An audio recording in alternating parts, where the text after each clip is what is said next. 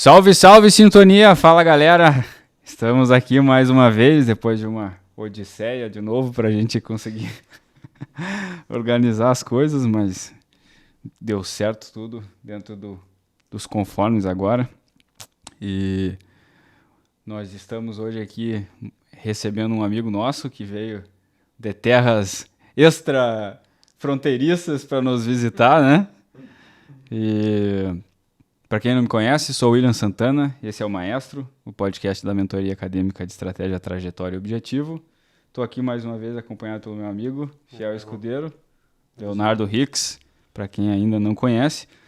E nós já vamos passar a palavra para o nosso convidado de hoje, depois da vinheta.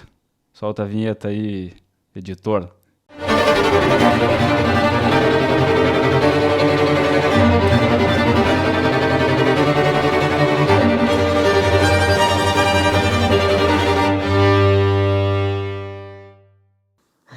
Bom, então, sou convidado de hoje, inclusive agradeço o convite, muito especial.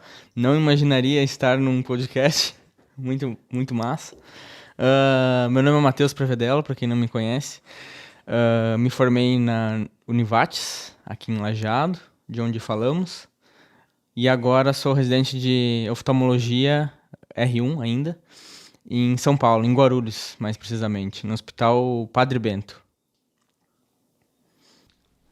É isso aí. Hoje a gente convidou o Matheus, aproveitando o feriado, né, que veio visitar os familiares aí nas redondezas, como a gente disse, aí já aproveitamos para convidar ele para vir aqui fazer gravar esse cast com a gente de uma maneira meio improvisada, né? Assim, foi em cima da hora, mas ainda que a gente conseguiu. Justamente para ele nos contar um pouco da experiência lá em São Paulo, como está sendo a residência lá.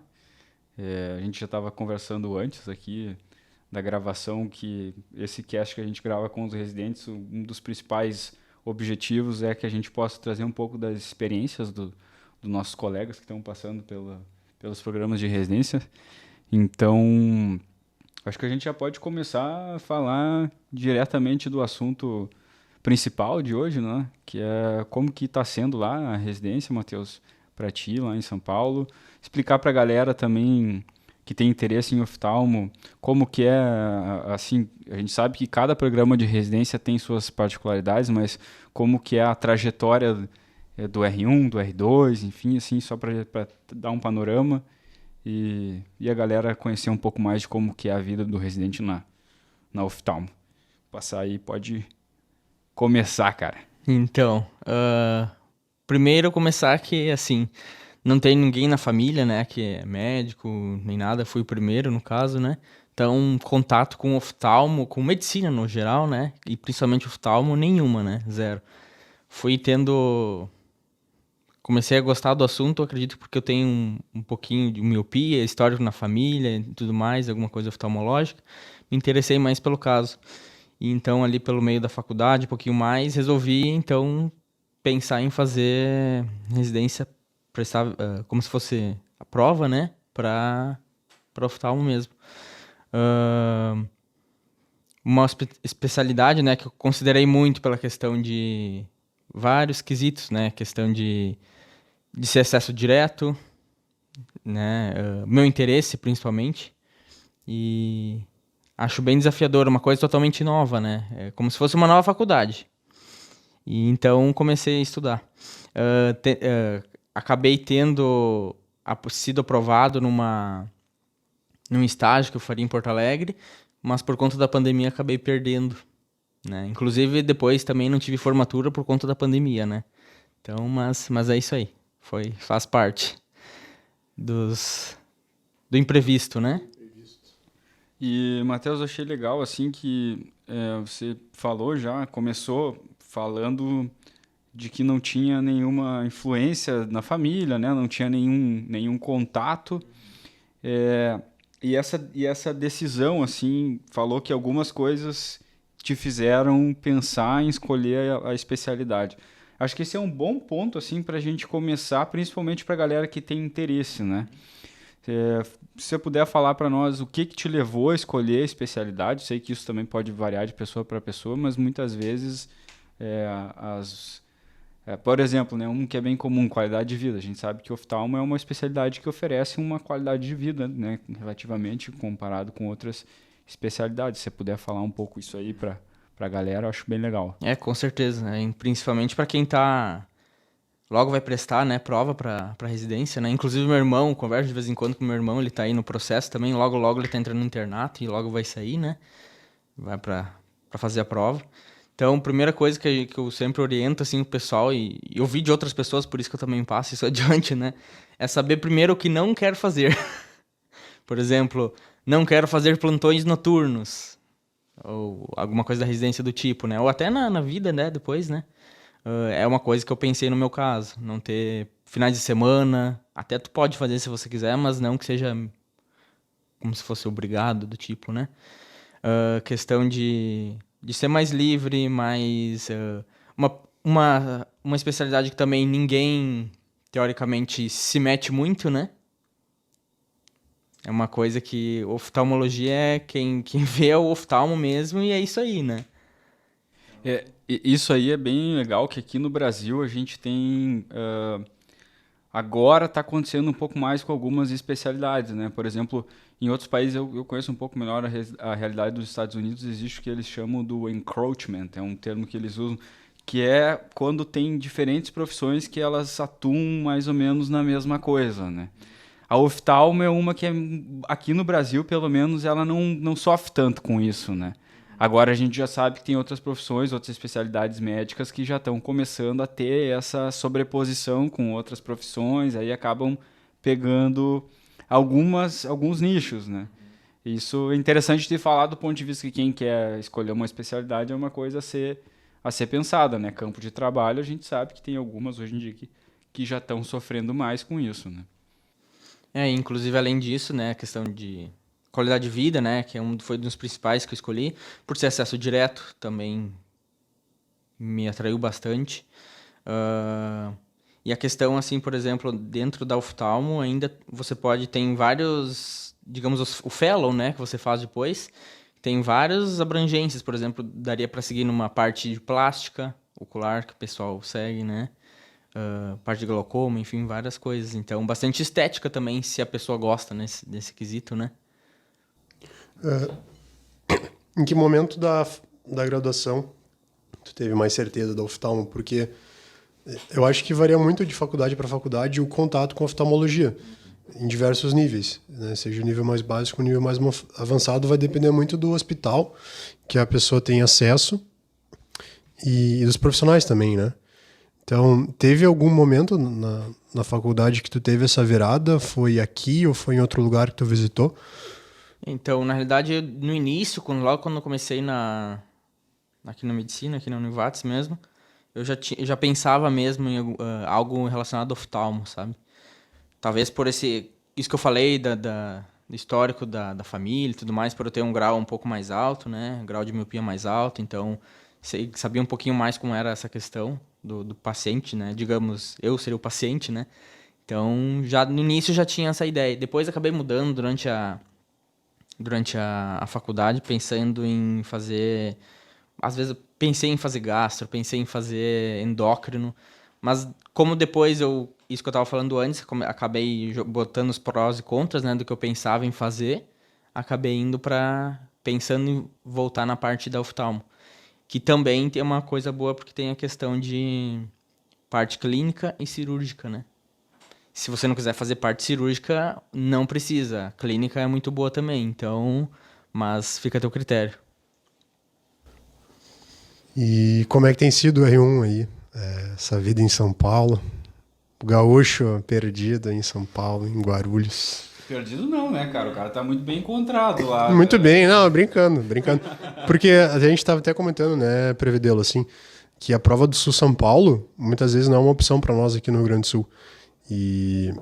Mas é uma prova interessante porque abre diversas portas, né? E tu foi bem na prova e garantiu o teu acesso à residência. Mas acho que são 2 pontos importantes de falar, né?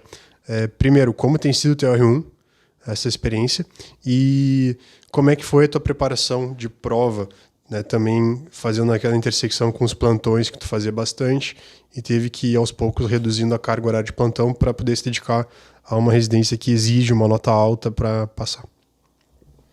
Certo. Então, mais a questão do preparo, assim, antes, então, né? Comecei já a fazer cursinho se eu não me engano, no penúltimo ano ali, já no início do internato. Já comecei a fazer cursinho junto com meus colegas, né? Claro, aquela coisa mais devagar, mas para aos poucos ir pegando mais, sabe? E aí fui indo, aí depois no próximo ano. E aí me formei e acabei não passando de primeira, né? E aí aí fui pro trabalho, né? O que me ajudou muito. As pessoas às vezes acham que... Eu, inclusive, me cobrava muito dessa parte, né? De não ter passado direto e tudo mais, que tinha que passar de uma vez, sair da faculdade direto. Sempre fui de me cobrar muito e acabava sofrendo com isso, sabe? Mas hoje em dia vejo que até converso com a minha família, com a minha namorada e todo mundo, que isso ajuda muito, assim, sabe? No teu dia a dia, sabe? Tem uma visão mais abrangente, não focalizada da especialidade, como a gente falou antes, né? Isso acaba ajudando em vários setores além do pé de meio que você faz, né? Depois fica mais tranquilo, questão de moradia, ou qualquer imprevisto que tiver, tu tem alguma coisa já reservada aí, né? Então, é ótimo essa parte. Então, no primeiro ano, eu tentei 2 anos e meio, se eu não me engano, né? Eu me formei na metade do ano, né, 2020, que era a pandemia e tudo mais. Aí trabalhei meio ano, isso aí, mais calma, assim, pensando na prova mesmo, né? Aí não deu certo, enfim. E aí, mais esses 2 anos eu fiquei estudando aí. Esse primeiro ano, primeiro ano e meio, então, fiquei focado mais no Rio Grande do Sul mesmo, pensando em ficar mais próximo da família e tudo mais. Mas já tinha um interesse, assim, mais em São Paulo, pela questão de muita diversidade, né? Pacientes diferentes e tudo mais, né? Além de experiência de vida e tudo mais. E aí foi isso. Acabei no primeiro ano fazendo só para o Rio Grande do Sul, depois fui para oftalmo para São Paulo. E é uma coisa interessante para quem, por exemplo, gostaria de ir para oftalmo, alguma outra especialidade assim que tenha menos aqui no Rio Grande do Sul, né? E no Sul, no geral. Só nessa prova da oftalmo lá, só do SUS, né? Que é uma parte, é um dos maiores do Brasil, se eu não me engano. Talvez seja até o maior do Brasil, né? De residência. Tinha mais vagas do que o Rio Grande do Sul. Dan Higgs, por exemplo. Uma prova só. Então, uma coisa que é bem bom considerar, né? Matheus, eu não te perguntei isso ainda, vou aproveitar para perguntar agora. Como é que é essa questão de ser... o que quer dizer ser uma prova do SUS São Paulo? Assim, engloba mais hospitais, não é restrita a um hospital só? Se puder explicar um pouco, até porque eu acho que deve ter mais gente que nem eu que não sabe bem o que é, né? Com certeza. É como se fosse um ANRIGS, tá? Aqui do Rio Grande do Sul, que é uma prova que faz para vários outros locais. E aí você faz tal dia específico lá, faz a prova, e aí conforme a classificação de nota. E o que é importante também, que no meu caso, o meu currículo, como eu esperava ter conseguido durante a faculdade, por exemplo, a parte do estágio em oftalmo, não consegui por conta da pandemia. E isso ajudou muito, porque lá eles não consideram currículo. Então é basicamente prova mesmo. Então, para quem não tem, talvez, um currículo tão bom, seja interessante. É uma prova que tu faz lá, e aí conforme teu resultado, classificação, e aí você pode escolher entre os locais que você quer. Aí, por exemplo, tem alguns dias lá específicos que sai sua nota, e aí você pode colocar em ordem decrescente os locais que você quer. Os locais específicos de tal residência. E só pode uma especialidade. Então, escolhi só oftalmo e é só esse que você pode botar. Não tem como ser segunda opção ou alguma outra, sabe? E aí, conforme vai em ordem decrescente, e aí, conforme vai passando os dias, no final do dia, ele dá uma atualização e mostra se você tá com chance de passar ali ou não, né? Então, isso é bem interessante. Quando é que foi a prova? Que mês? Se eu não me engano, foi em janeiro. E saiu o resultado em março ou em fevereiro? Final de fevereiro. Final de fevereiro. E aí tu ficou um mês ali esperando, mais ou menos. Isso aí. Enquanto isso eu tinha feito o SUS Bahia também, né? Isso eu acabei não mencionando. Acabei fazendo o SUS Bahia, SUS SP e ANRIGS, né? Henriques fiquei em primeiro suplente ali no Ivo Corrêa, que é ali na Grande Porto Alegre, né? Acabei não sendo chamado de 2 vagas. E aí em São Paulo passei, né? Onde é que eu tô agora, no Padre Bento. E na Bahia também acabei passando. Soube antes da Bahia, mas aí como eu sabia que eu tinha grande chance de passar em São Paulo, aí decidi focar ali em São Paulo mesmo. Qual é a sensação, assim, depois de 2 anos estudando, fazer a prova e ver o gabarito e falar, acho que vai dar? Olha. Aí aquele mês, assim, na expectativa, mas eu lembro de ti. A gente na academia, lembra? Se encontrando e tu falou, cara, não quero dizer nada, assim, eu não tô comentando com muita gente, mas eu acho que vai dar. E aí tu já tava organizando, assim, é muito legal, né? Sim, nossa. Só quem tá bem perto pra saber como é, né? Como ver a trajetória. Minha namorada, meus pais, enfim, meu sogro e sogra. Cara, não desandei em choro. Ainda mais depois de toda a função e que eu me cobro bastante, sempre fui, né? Então, sempre me puxava bastante e às vezes não dava, nervosismo. Tanto é que na academia que a gente se encontrava, né? Sempre falava que era uma válvula de escape. Se eu tivesse conhecido isso antes, sabe? Treinar regularmente. Às vezes eu ia até 2 vezes por dia de estresse que eu tinha, né? Então, ajuda muito. Muito, muito mesmo. Pra quem tem esse problema de estresse, recomendo. Cara, assim, é um off-topic, né, como a gente diz, mas isso é uma coisa bem importante, com uma preparação para alguma coisa que a gente faça, né? Aqui vamos falar de prova de residência, que é o que nossa realidade aqui, né? A saúde mental é importante e a saúde física não menos, né? Elas estão caminhando em conjunto, né, cara? Então uma é dependente da outra. Às vezes eu penso, eu falo por mim, né? Muitas vezes eu passei por situações de querer dedicar mais tempo para estudar por alguma coisa ou outra. E aí, não vou na academia porque eu preciso fazer isso, não vou treinar hoje porque eu preciso fazer isso. Só que aí, depois, com o tempo, a gente começa a perceber que é importante ter essa rotina de atividade física para manter uma qualidade de vida no geral, né? E é bom, sempre que possível, a gente lembrar disso. Mental ajuda muito, né? Esse equilíbrio aí, essencial. E a questão que você tinha perguntado e como conciliava, né? A questão dos plantões e tudo mais. No início do ano era mais tranquilo, né? Ia conforme ia aprendendo mais devagarzinho, lia apostilas e tudo mais. E foi uma coisa que eu não peguei muito no início, que eu estudava muito por apostila e tudo mais. Depois eu percebi que questões é o que faz diferença, assim. Pra prova não adianta, é a questão. Tu aprende na questão, tu vê as falhas das questões, né? Que inclusive aqui no Sul tem bastante prova que acaba anulando várias questões por serem mal feitas e tudo mais, né? Então, isso ajuda muito a pegar a malandragem, digamos assim, da prova, né? Questão principal para o estudo, né? E a questão do trabalho, então, como eu estava dizendo, no início era mais tranquilo, e aí, conforme ia metade do ano em diante, aí aprofundava mais, né? Até porque no primeiro ano o que aconteceu? Eu tentei estudar muito desde o início. O problema é que chegava na metade do ano e tudo mais, baixava o gás, né? Perdia aquela vontade de estudar, não queria mais fazer nada, é só estudo, estudo, estudo. E aí que falta mesmo. No segundo ano que eu fiz foi ao contrário. Eu fui bem light, assim, no início. Claro, não deixava de estudar, né? Comecei a estudar mais pro março ali, abril, maio. Mais lento, assim. E aí fui aprofundando. Aí depois, pau. E a tua rotina como é que era? Tu estudava todo dia um pouquinho, fazia plantão de 12, no outro dia descansava e estudava mais o dia? Como é que era a tua rotina? Só eu acho que a gente pode... Eu quero complementar isso, dessa pergunta que o Léo fez, que o Previ ficou um tempo, né? Ele mesmo falou, trabalhando antes de entrar na residência. Então, antes de entrarmos nesse assunto e ele falar um pouco desse período antes da residência, acho que a gente pode deixar para fazer um intervalo aqui. A gente faz um intervalo agora e daí na volta do intervalo a gente segue com esse tópico aí.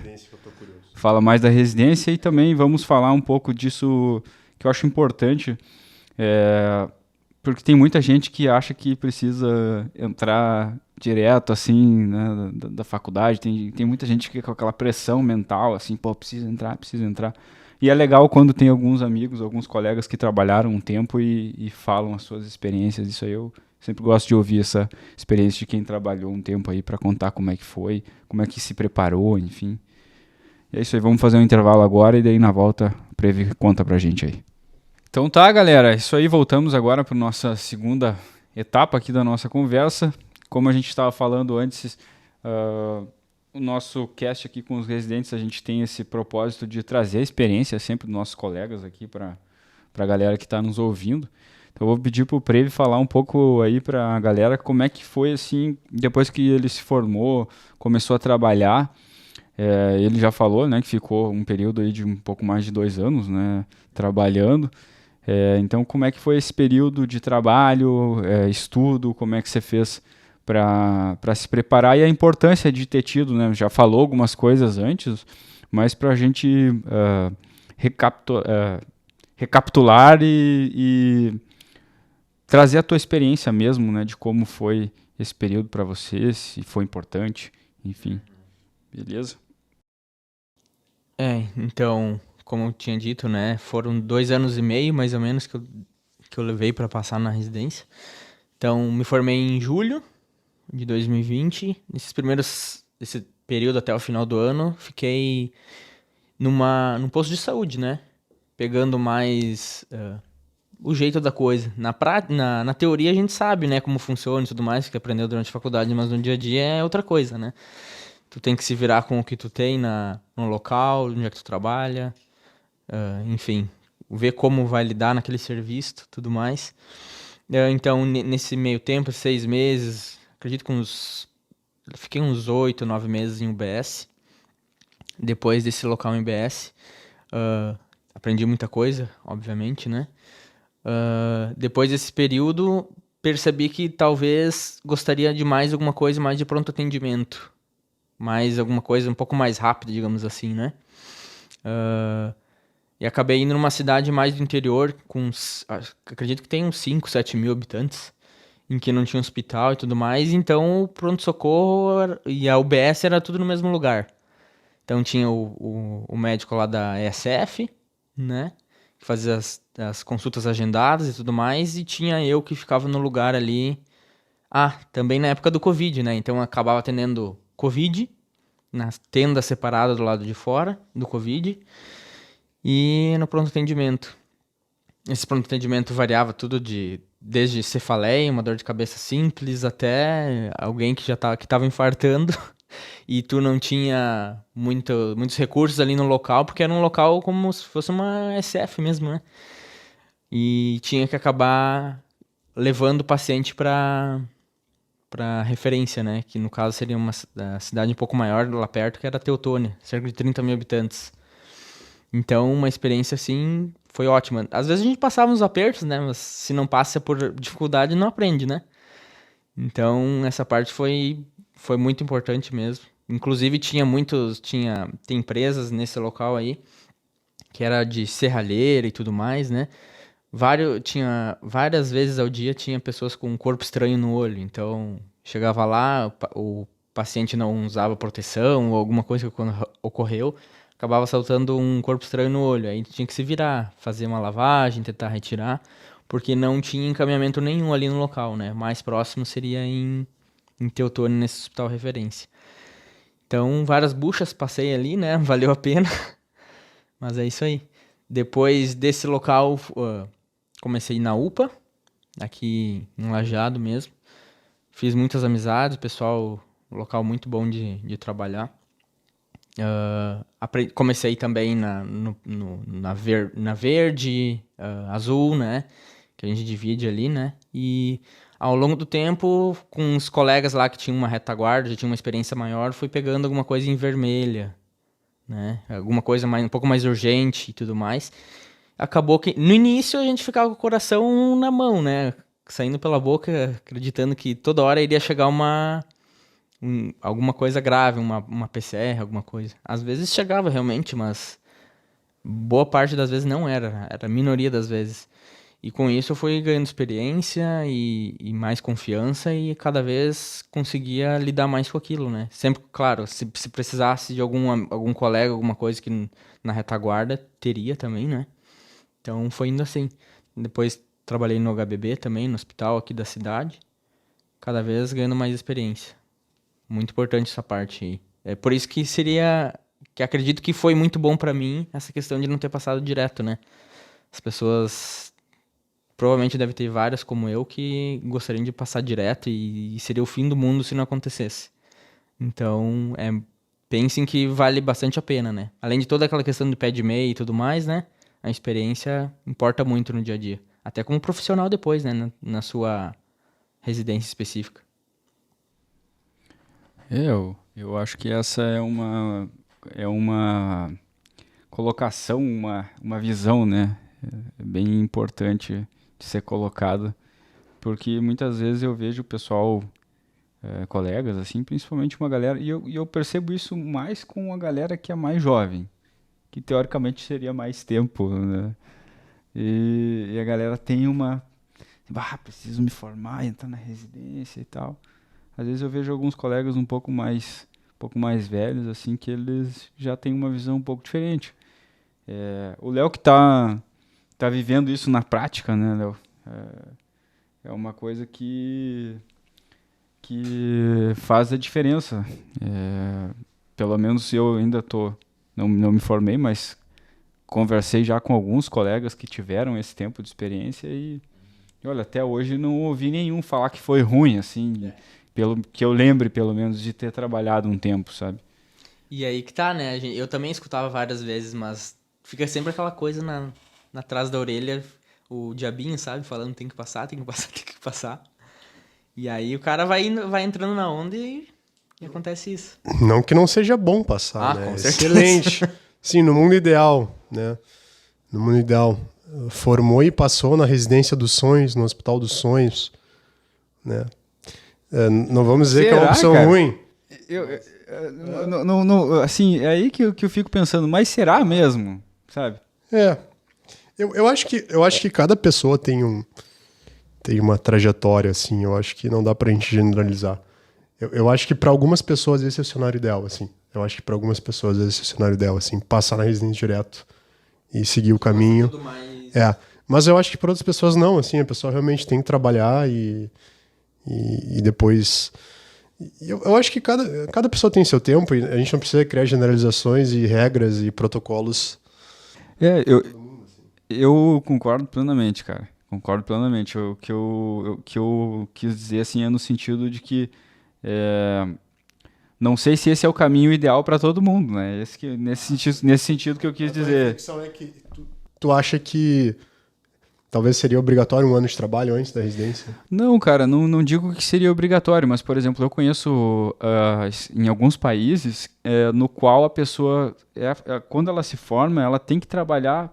Por exemplo, eu vou falar de um exemplo que eu conheci. Conheci um cirurgião otorrino da África do Sul, cara, já cirurgião sênior, assim, com muitos anos já de carreira.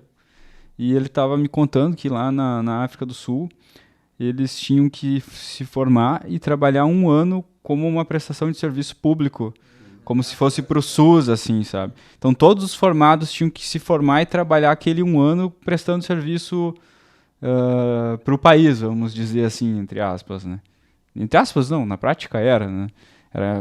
Era uma coisa que era um pré-requisito, assim, para eles. Então eu sei que tem lugares que existe isso, né?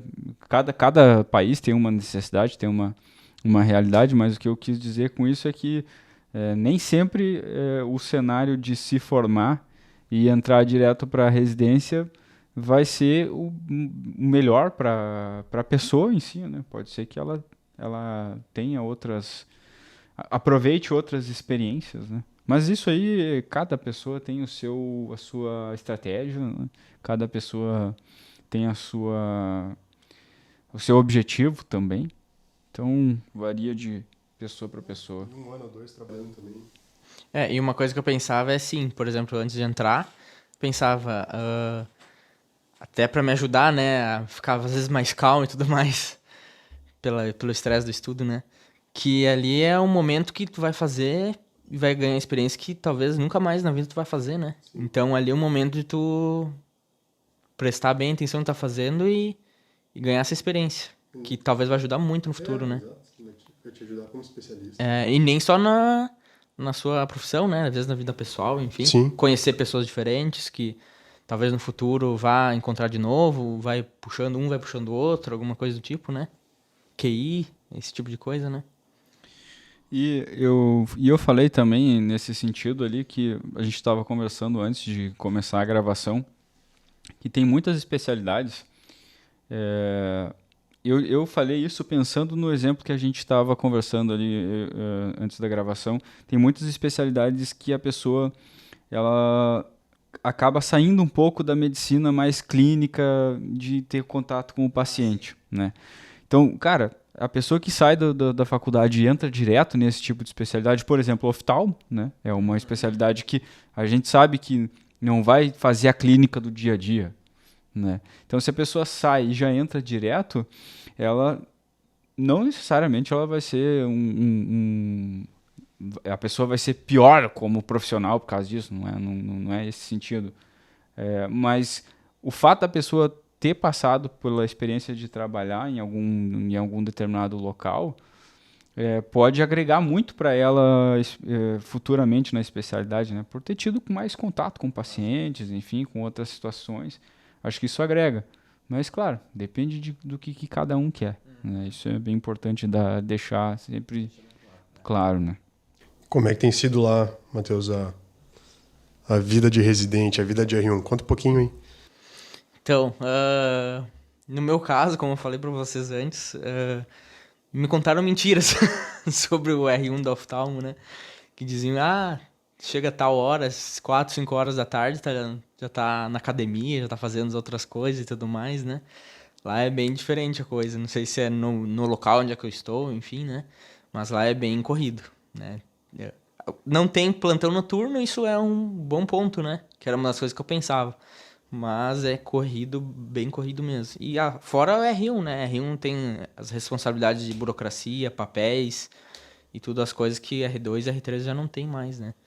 Então, além de fazer tudo aquilo do dia, chegar... Por exemplo, a minha rotina, né?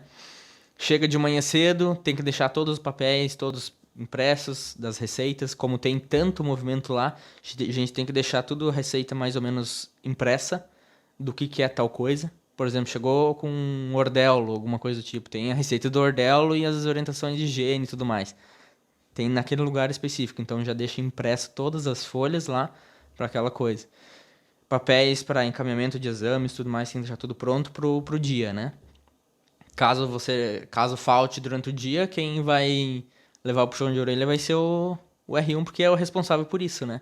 Então chega lá, faz os papéis, aí vê de ligar todos os equipamentos, né?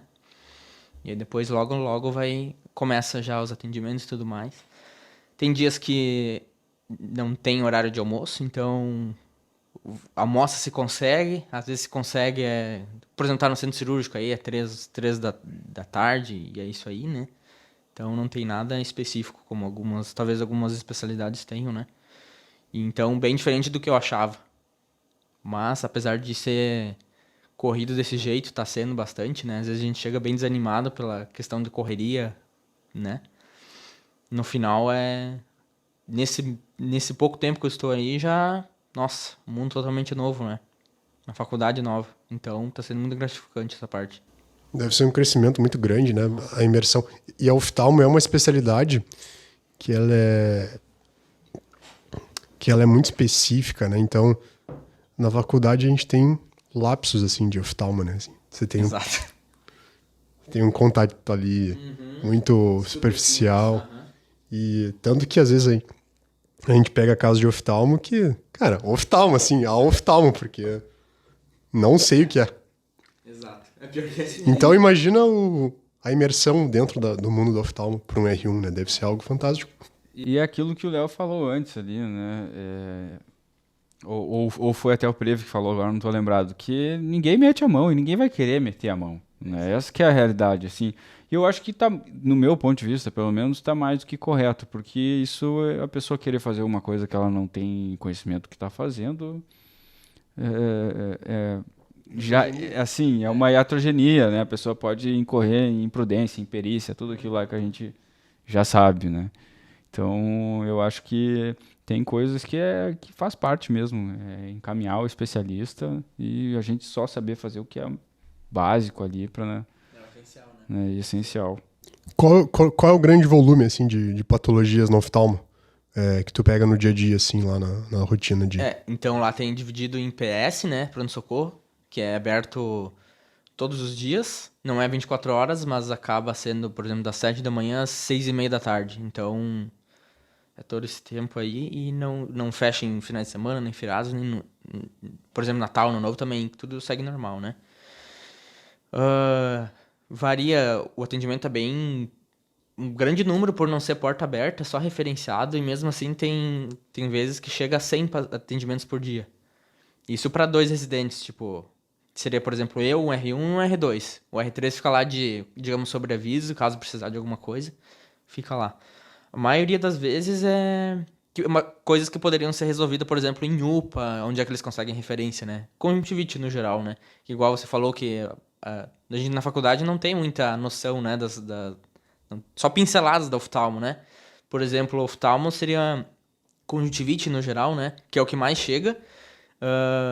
Podia ser muito bem controlado, né, em posto de saúde, UPA, né, para não sobrecarregar espaços da oftalmo, por exemplo, que precisariam de gente que precisaria mais específico, né, que seria um colírio lubrificante a maioria das vezes e atestado de cuidados de higiene e tudo mais, né, atestado para não contaminação para outras pessoas. Então, a maior parte seria essa questão de conjuntivite mesmo. E aí, demais patologias, que às vezes chegam umas bruxarias lá que os professores dizem que esse pronto-socorro é super rico. Tem vários locais do Brasil que tu não encontra a diversidade que tem. Como é um hospital que tem referência, se não me engano, para 14 ou 16 municípios. E só Guarulhos tem, que é onde é que eu faço, né? Tem 1.400.000, 1.500.000 habitantes. Então é muita gente, né? Não tem como não chegar coisa rara. Volta e meia chega coisa rara lá. Que é descrito em livro, que outras pessoas nunca vão ver, chega lá. Essa aqui é uma das vantagens de estar em centros mais que drenam, né? Drenam por ser grandes centros, isso é inevitável, né? Então, as coisas raras, elas vão chegar nos grandes centros, né? Isso é interessante. E sem contar o volume, né? Isso é inevitável. Essa informação eu não tinha, assim, de um grande volume de atendimentos na emergência oftalmológica. São conjuntivites, sério. Conjuntivite muito. Nossa. É que boa parte das vezes chega na UPA ou médico, ou enfim, nem avalia, né? Queixa de... como eu falei, né? Já chegou caso lá que eu comentei antes. Em tal lugar, a pessoa chegou com o hemicorpo todo, não lembro se era esquerdo ou direito, né? Todo paralisado. Primeira coisa que o médico vai pensar, alguém da saúde, talvez tenha um AVC, alguma coisa, né? E aí, como essa pessoa tava com o hemicorpo paralisado e um olho com uma ptose, o olho caído ali, a pálpebra, né? Aí encaminham para oftalmo, porque alguma coisa do oftalmo esquecem todo o resto. Então, esse tipo de coisa acontece bastante. É raro, mas acontece com frequência. Se é olho, é oftalmo, né? É por aí, né, cara? Tá certo. E, Matheus, pra gente concluir essa parte da residência, e depois a gente entrar no próximo tópico da nossa conversa, como é que é a diferença no teu programa de residência lá, do R1 pro R2? Eu sei que você né, começou o R1 esse ano, e tá há poucos meses ainda aí no R1, mas se você puder falar para nós aí como que é a diferença do R1 pro R2, pra galera ter uma pinceladinha ideia. da R3 também. E também possibilidades de fellow, talvez, aí, né? Só pra galera ter uma ideia já do que pode fazer. Então, como eu estava falando, a questão de R1 é basicamente as partes burocráticas ficam para R1, né? Por exemplo, fazer essa parte mecânica de folhas e tudo mais, e impressão, e burocracia, e desligar máquinas e tudo mais. E por exemplo, cirurgias do R1 seria calásio, Pterígio. Calásio é um ordelo, no caso, que virou, se cronificou e tudo mais, né? Então, tem que passar por cirurgia para retirada.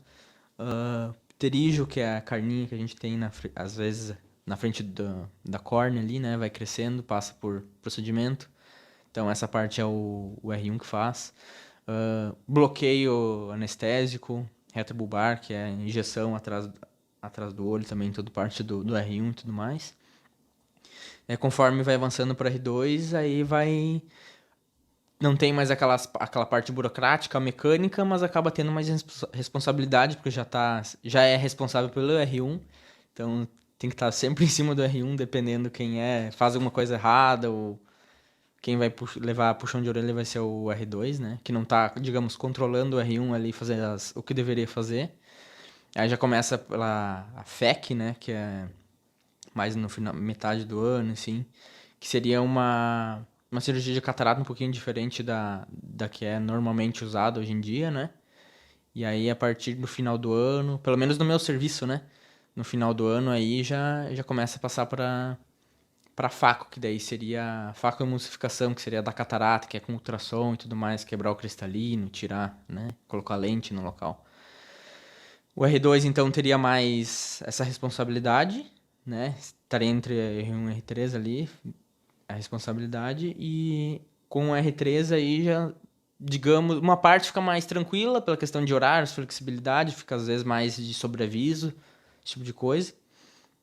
Mas também sempre ficar responsável por algum problema que chega, né? Por exemplo, algum paciente que não estão sabendo o que fazer, ou precisa de algum diagnóstico melhor, um tratamento, vai passando de R1 para R2, R2 não sabe, vai para R3, então seria a ponta ali, né?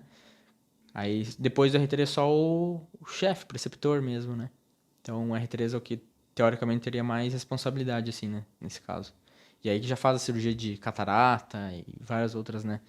No caso, como você mencionou do fellow, né? Lá no nosso local tem fellow de catarata, específico da catarata, tem de plástica, já teve de glaucoma, se eu não me engano hoje não tem mais, mas enfim, é uma parte que hoje em dia está cada vez sendo mais necessário, né? Não é só mais fazer uma especialidade, agora é cada vez mais, afunilando cada vez mais, infelizmente, né? Ou felizmente, né? Ou felizmente. Principalmente o paciente, lado, né? É. Vai deixando o médico mais capacitado para fazer tal... resolver aquele problema específico. Claro, tem áreas que, né, exigem um médico mais generalista, né? Que tem que fazer aquela... A gente até comentou com o Yuri no último episódio, né, do médico hospitalista ali, o médico hospitalar que faz a gestão do paciente de enfermaria com um olhar mais generalista, um profissional fundamental na enfermaria. Mas no caso do oftalmo, não que o generalista oftalmo não seja importante, é importante também, mas também é importante a especialização, né? As duas coisas são fundamentais, né? Tanto o olhar generalista, seja para medicina ou seja para especialidade, né? Um olhar generalista de um médico que não domina só o oftalmo, ele sabe um pouquinho das outras coisas também. Mas dentro do oftalmo também, um olhar geral da especialidade e um olhar mais aprofundado dentro da sub, né? Eu acho que é bem importante isso. Sim. E eu acho que é algo natural também na carreira, né? Sim. Hoje em dia, eu acho que, pelo meu ver ali, pelo que eu vejo, é super importante fellow, assim, sabe? Se quer, principalmente a parte cirúrgica, né? Quer seguir por alguma coisa, por exemplo, catarata, ou, sei lá, às vezes plástica ocular, né? Toda a região ali, então é muito importante pro paciente e pra você, né? Desenvolver cada vez mais habilidade e tudo mais. Eu já ouvi falar, que eu mais tenho conhecimento de ter algumas pessoas conhecidas que já fizeram, é o de catarata, né? Um que é bem incomum, vamos dizer assim, né? Eu sei que tem alguns serviços no Brasil que tem esse fel. Eu sei que tem um em Curitiba, né? Que foi até uma amiga que estudou comigo no colégio, ela fez um fel lá em Curitiba, tem de cirurgia de catarata. Sei que tem em outros locais também, né? E varia dependendo de qual especialidade for e tudo mais, aí varia de 1, 2, 3 anos além do que já fez, né? Então, daí teria plástica, teria estrabismo, teria glaucoma, teria plástica, acho que eu já mencionei, né?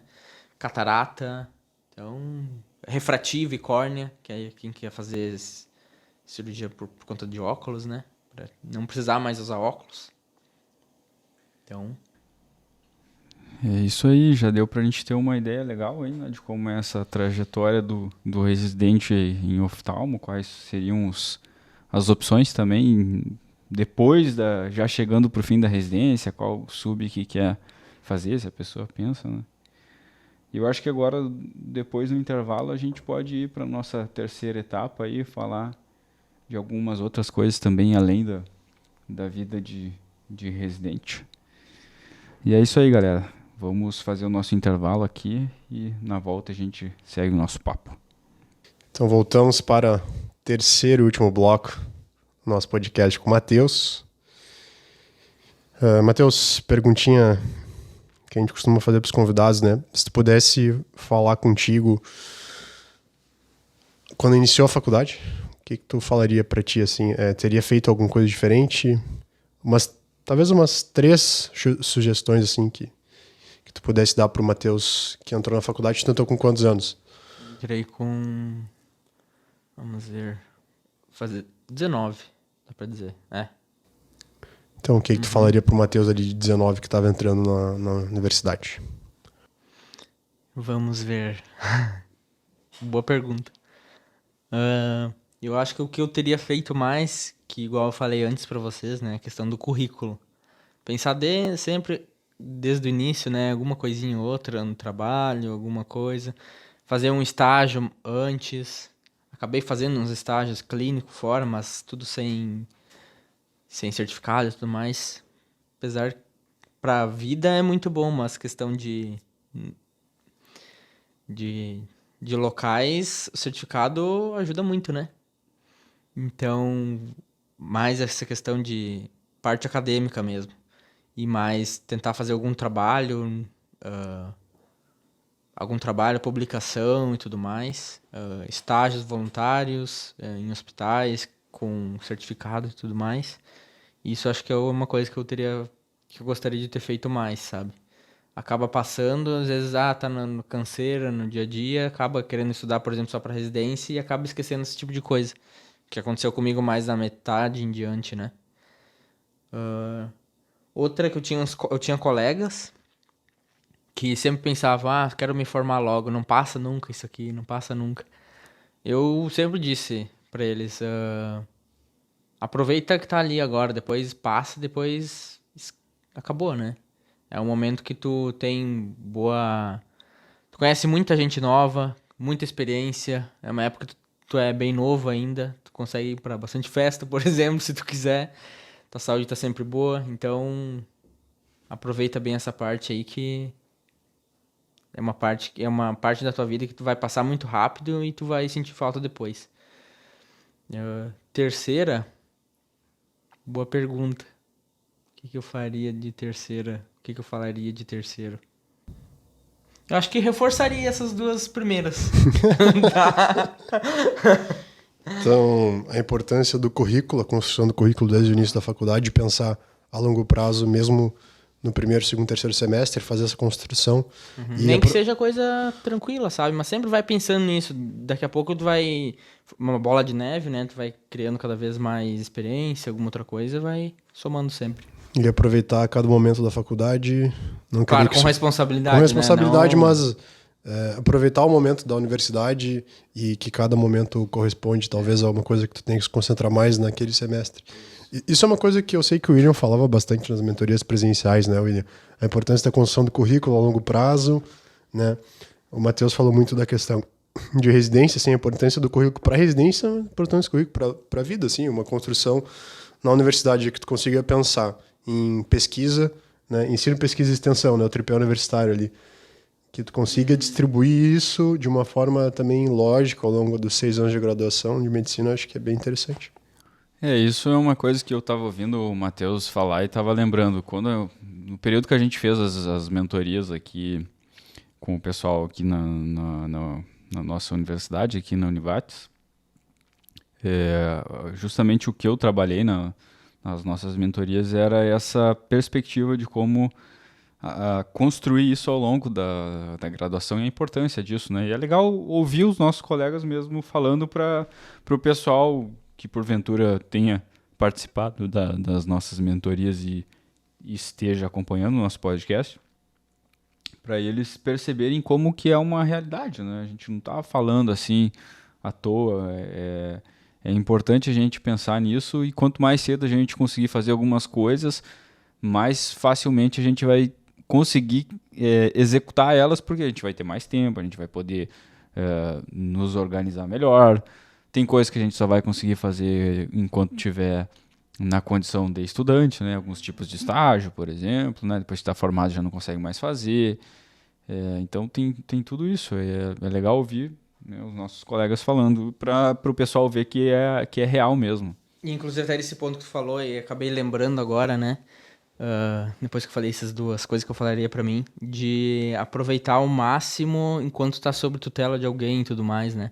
Aproveitar sempre ter um interesse genuíno, digamos assim, no que tu tá fazendo. Não só pra ganhar nota ou pra mostrar pra alguém, mas se tu tá interessado mesmo no que tu vai fazer ali, tu vai ganhando experiência que vai durar o resto da vida. E sempre alguém vai estar olhando também, né?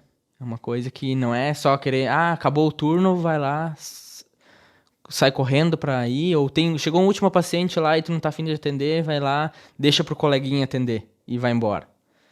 Todo mundo todo mundo não digo, mas sempre alguém tá vendo. O famoso pedalão, né? O famoso pedalão, né? E tem, né, cara? Então, isso é uma dica que eu daria pra mim e pra todo mundo que tá ouvindo aí. E tu falou assim da questão que tu fez alguns estágios que não foram, né, com comprovação, assim, com certificado, mas isso é muito importante, né, de tu acompanhar mestres e que tu consiga extrair deles coisas que tu vai levar pra tua vida, né, pessoal e profissional. E a faculdade é o momento de tu fazer isso, né, de tu colocar a prova em risco sob tutela. Porque depois de formado, tu vai estar sob responsabilidade dos teus pacientes, ali, das pessoas na tua mão, que nem tu falou, quantos plantões tu fez e quantas pessoas passaram pelas tuas mãos sob a tua responsabilidade, né? Seja em graus de gravidade menores ou maiores. Mas às vezes eu acho que, né, fazendo uma reflexão minha pessoal também de trabalho agora, eu acho que às vezes na faculdade a gente perde um pouco esse senso de responsabilidade, né? Por conta mesmo do próprio ambiente universitário, assim, de um pouco mais de dispersão. Tem muitas coisas que às vezes nos desviam o olhar para o nosso objetivo ali da faculdade final, que, enfim, é a formação profissional. Mas eu acho que esse senso, esse olhar de responsabilidade que tu falou, é algo que não pode nos desviar, assim, durante a graduação, porque depois tu vai estar... Não que tu vai estar desassistido, assim. Mas pelo menos é uma bagagem boa, né? Eu sempre mando mensagem, assim, para amigos e professores para discutir alguns casos, mas esse senso de responsabilidade e a importância de tu construir isso ao longo dos 6 anos é muito importante. Cara, eu acho que de tudo isso aí que vocês falaram, né? Vocês dois já passaram por isso, estão passando e já passaram algumas vezes. Mas quando a gente está na graduação, eu percebo que tem muita gente que não dá valor para isso que o Matheus falou, da gente estar ali sob tutela de alguém. Então, sabe, aproveitar que tem ali aquela pessoa na retaguarda para tirar as dúvidas, sabe, para aprender. Procedimento, passar um acesso, entubar, né? E a gente já recebeu alguns dos nossos professores aqui, preceptores. E eu lembro de um dia que teve o André aqui, ele falou, né,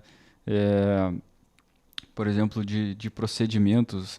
A galera às vezes quer fazer procedimento, mas a pessoa não tem a mínima noção de como é o procedimento, não sabe, assim, basicamente nada de como é aquele procedimento, quer fazer e às vezes fica fazendo corpo mole ali, pedalando para os outros e ainda quer fazer as coisas, né? E os professores estão vendo, a gente falava isso para os nossos colegas, né?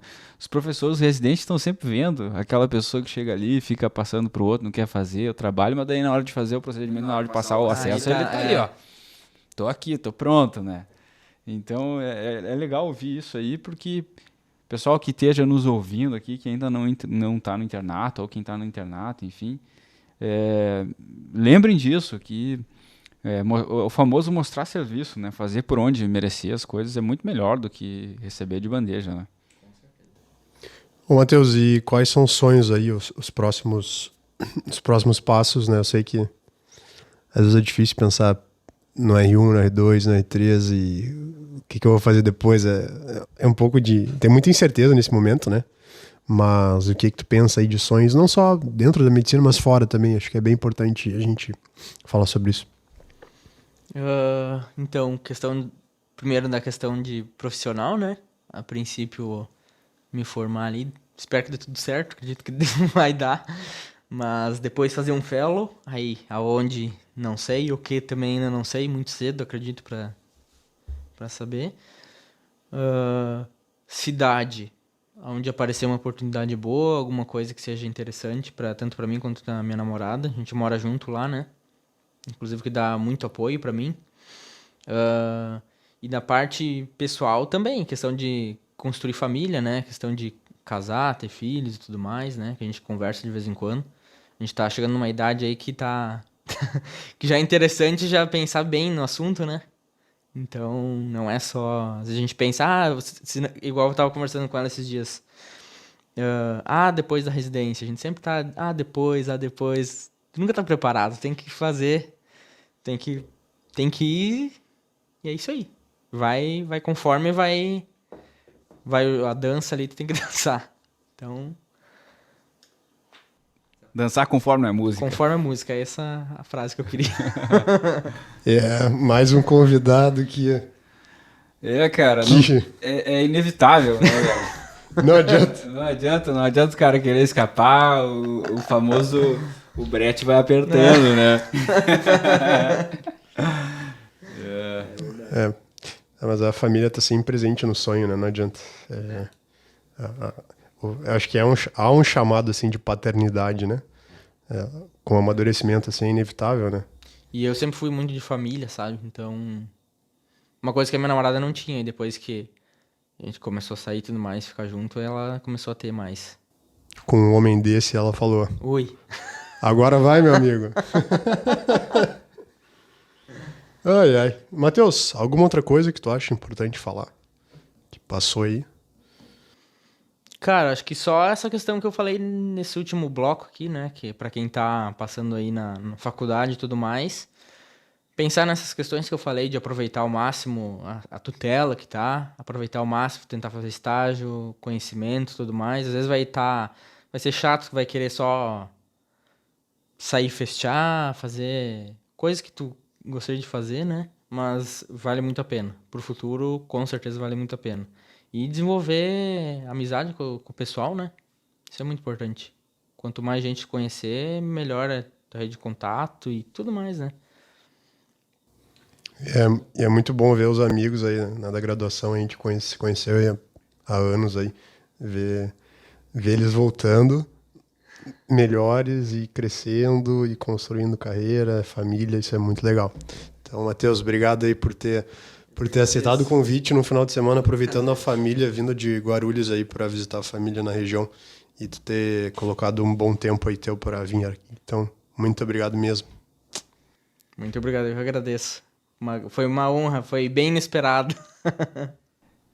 Eu vou passar, né? Como sempre, vou passar a palavra aqui pro Matheus para ele fazer as considerações que ele queira fazer aí. Depois eu vou passar pro Léo e eu faço as minhas e a gente conclui aí o nosso cast.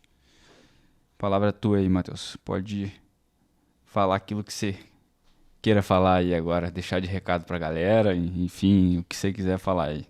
Começando pela sogra, que está aguardando a janta. Peço perdão. Pedir desculpas. Peço perdão. Vamos lá, William. A gente vai pedir um pedido de desculpas para a sogra. Vamos fazer o meia-culpa aqui. Se ele chegar um pouco atrasado, foi a gente que demorou demais aqui com ele. Tudo por um bom motivo. Vai lá pra ver. Considerações no geral, assim, tipo... O que você quiser falar aí, cara. Pode... O que você achar interessante falar e de deixar de recado pra galera aí, pode falar. Se não quiser falar nada também, fica à vontade. Eu acho que dessa última parte ali, eu acho que... já contemplou aquilo que você... Eu acho que sim. Ele pediu desculpas pra sogra, então... Desculpa a sogra, Pronto, né? Então tá, Léo, Só agradecer aí o Matheus pela participação, pela companhia, amizade. Espero que tenha sido um papo legal e que a gente continue trocando ideias e vendo você crescer também. Quem sabe aí mais pra frente retornar para um episódio novo com outras novidades. é isso aí, cara. Também não vou me estender muito. Nossa luz aqui até já deu um sinal de que nós estamos no horário. E quero agradecer o Matheus por ele ter aceitado o convite aí, né, de prontidão. E que nem o Léo falou, pra gente é muito legal receber os amigos, aí, os nossos colegas que já estão formados, foram nossos veteranos aí e já estão trabalhando e estão mais para frente na caminhada. É muito bom a gente receber os amigos e principalmente ver que o pessoal está saindo daqui, está indo para outros lugares. Né? Não principalmente também, né? Ver que a galera está ocupando o espaço em diferentes lugares e é muito legal ver o desenvolvimento das pessoas aí que a gente conviveu. Né? Então, fica o meu agradecimento mais uma vez para o Matheus.